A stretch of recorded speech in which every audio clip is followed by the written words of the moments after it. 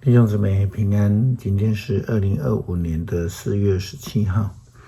今天的经文是诗篇116篇12节到19节，出埃及记12章第1节到14节，哥林多前书11章23节到26节，约翰福音13章第1节到17节。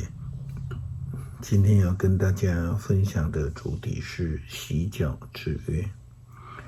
上周受难周的礼拜四，我们称为洗濯日，就是纪念耶稣基督在最后晚餐之后为门徒们洗脚，并且因此就设下了这个洗脚互相服侍的一个典范。这个晚上其实发生了许许多多的事情，我们今天要一起来一一的回顾。第一个，我们看到耶稣基督要门徒来预备最后的晚餐。耶稣基督要求彼得和约翰去预备逾越节的晚餐。这是传统上犹太教徒为了纪念上帝带领以色列人出埃及之前呢，最后的一个晚餐。这个晚餐我们看到是用羔羊的血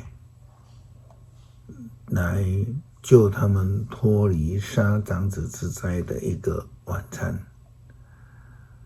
但这个晚上的晚餐却是在耶稣基督的典范之下改变了意义。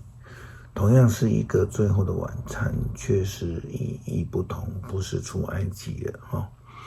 圣餐的设立，这是第一个逾越节的晚餐，以色列人以家庭为单位，如果人数不多的家庭，就会跟其他的家庭或是其他的人一起来守夜。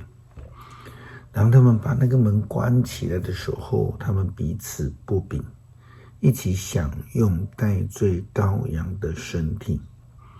最后晚餐的时候呢，耶稣基督简化了，只有饼和葡萄酒。耶稣基督与门徒们一起享用的过程，也就成了现代圣礼典，我们说圣餐的形式。耶稣基督赋予这个传统逾越节晚餐新的意义。他说，这饼是我的身体，这杯是我的血所立的新约。每次吃每次喝的时候，都要这样行来纪念我。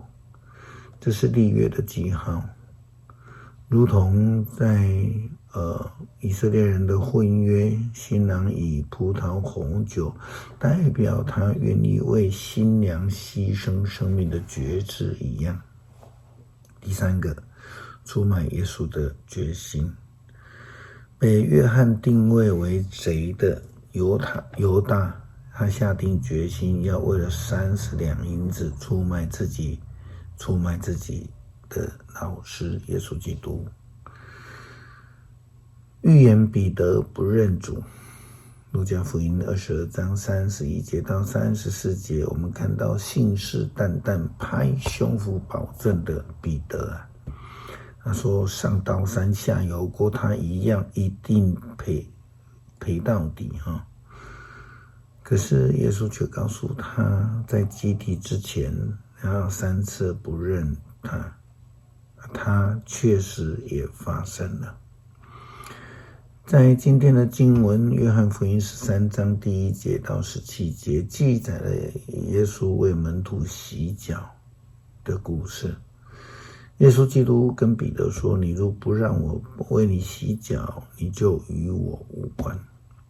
所以这个耶稣基督所设下的典范非常的清楚表示了一件事情，没有洗脚经验，没有领受这恩典，没有觉知如此做的人，都与主耶稣基督无关了。客西马尼园的祷告，在最后晚餐之后，犹大先行离开，耶稣就跟其他的门徒去到了客西马尼园祷告。在那里，耶稣基督也有设立了一个祷告的典范。祷告不是要求上帝来顺服我们，成全我们所求的，而是即便遇到了人生最大的困难，也要愿意顺服上帝的旨意，而不是坚持自己的意思。再来有看到耶稣基督的被抓，这一幕其实是令人心疼的一个画面。一个决心出卖老师的人，竟然以表达最亲密的亲吻作为出卖老师的记号。第8点，我们看到非法逮捕，并且连夜非法审问。耶稣基督责问那些前来抓他的祭司长、守殿官以及长老们说：你们带着刀棒出来拿我，如同拿强盗吗？我天天同你们在圣殿里，你们不下手拿我，现在却是你们的时候，黑暗掌权了。第9个，我们就看到守殿人员的戏弄以及侮辱，这是最悲哀的事情了。细数的这一晚所发生的种种的事情，我们不得不心里面呢越来越沉重起来了。我们思想一下，是谁出卖了耶稣？是犹大，当然。那彼得呢？或是其他10位门徒呢？你、我，还有谁可能出卖耶稣呢？什么样的事情可能就是在出卖耶稣？洗脚之约是什么样的意思？当我们愿意实践洗脚的诫命与典范，那我们还可能出卖耶稣吗？诗篇116篇12节到19节，上主赐给我一切的厚恩，我要怎样报答呢？我要向上主举杯，感谢他的救恩。我要在他子民的聚会中向他还我所许的愿。在上主的心目中，他的一个子民死去是多么的痛惜的事啊！上主啊，我是你的仆人，我跟我母亲一样侍奉你，你已经释放了我。